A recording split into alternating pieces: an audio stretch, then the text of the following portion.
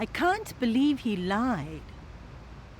We hear people say this, and it's interesting that how many of us can honestly say we haven't deviated from the truth, and yet we're surprised when somebody else lies. And then they'll say, but I can't believe he lied to me, as though it's okay to lie to everyone else, but I shouldn't be lied to. And each one of us feel this, which just goes to show how much we value the quality of truthfulness.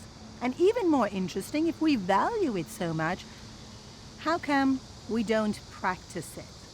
And people might answer, it's just easier to lie sometimes and harder to face the truth and always say that.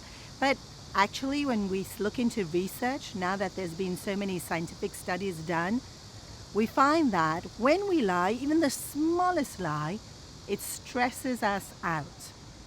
People on a lie detector test, we find that their heart rate goes up, there's a difference in their muscle tension, their blood pressure changes, and so sometimes physically things that we can see, like they start sweating. And so very tangible, measurable evidence that when we lie, the body is completely stressed. There's also been tests done on the neuronal pathways and how those respond when we lie.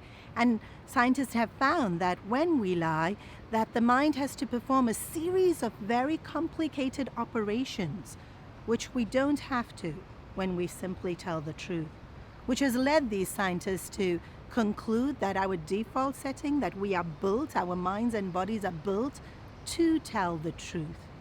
And maybe that's why we value truthfulness so much. There's a beautiful quote by Shakespeare that a lot of us have heard. He says, "To thy own self be true, and just as night follows day, thou canst not then be false to any other man." What he's saying is, to be true to ourselves, we can't be untrue to anyone else. Very intelligent man, this Mr. William.